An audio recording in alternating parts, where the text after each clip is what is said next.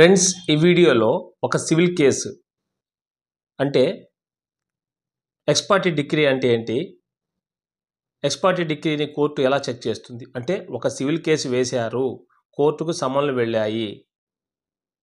ఒక civil case వేశారు, ఒక వ్యక్తి కేసు వేశాడు, సమన్లు వెళ్ళాయి. కానీ ఎదుటి పార్టీ అంటే డిఫెండెంట్ అంటే కేసు వేసిన వ్యక్తిని ప్లెయింటిఫ్ అని, ఎవరి మీద వేశారో కేసు ఎదుర్కొంటున్న వ్యక్తిని డిఫెండెంట్ అంటారు. అయితే ఆ డిఫెండెంట్ హాజరు కాలేదు. ఇలాంటి పరిస్థితుల్లో కోర్టు ఏం చెప్తుంది అంటే అతన్ని అరెస్ట్ చేస్తారా, అరెస్ట్ వారెంట్ ఇష్యూ అవుతుందా, అతని మీద ఇంకా ఏమేమి కేసులు ఉన్నాయా అనేది ఎంక్వైరీ చేస్తారా, అతని ఆస్తి జప్తు చేస్తారా, అనేక రకాల సందేహాలు ఉంటాయి. కాబట్టి ఈ వీడియోలో తెలుసుకుందాం.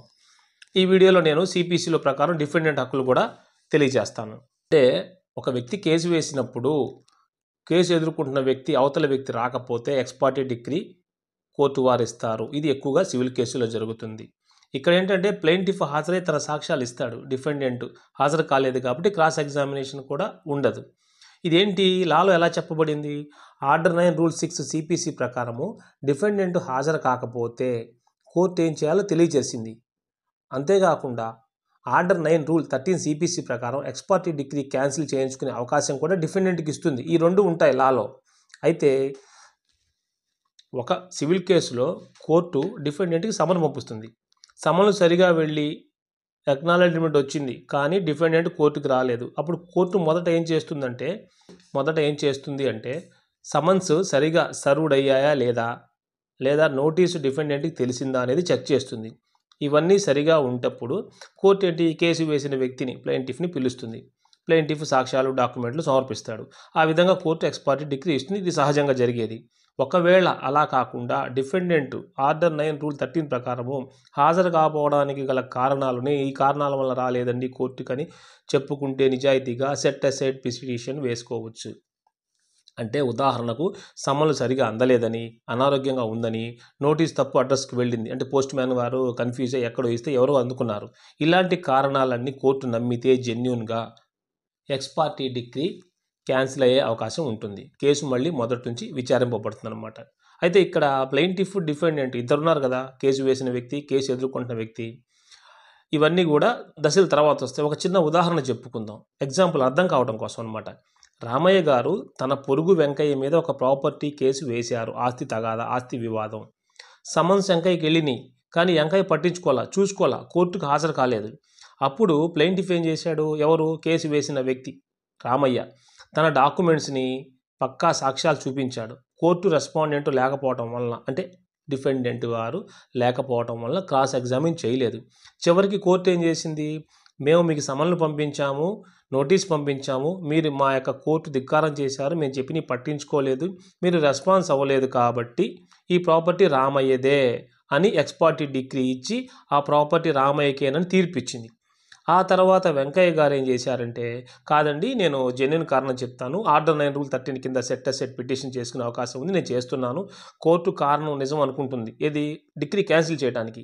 అప్పుడు వెంకయ్య ఏం చేశాడు, నాకు అనారోగ్యం వచ్చిందనో లేకపోతే నేను లేనని అనేక రకాల కారణాలు చెప్పి జెన్యూన్గా, నిజాయితీగా, హానెస్టీగా అతను ఏం చేశాడంటే ఆ సమ్మన్స్కి సంబంధించిన సెట్ అసైడ్ పిటిషన్ వేసేశాడు. అప్పుడు కోర్టు మళ్ళీ తిరిగి పరిశీలిస్తుంది, ఓకే ఎందుకు రాలేదా అని కోర్టు కేసు చేస్తుంది.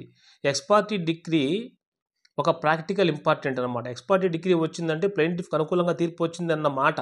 దీనికి ఆధారంగా ఏంటంటే ఎగ్జిక్యూటివ్ పిటిషన్ వేయవచ్చు, ప్రాపర్టీ తీసుకోవడం, ఇంజంక్షన్ చేయడం ఇలాంటివి ఉంటాయి. కానీ డిఫెండెంట్కి పూర్తిగా పోయేలాగా కాదు, డిఫెండెంట్కి మరో అవకాశం ఉంటుంది.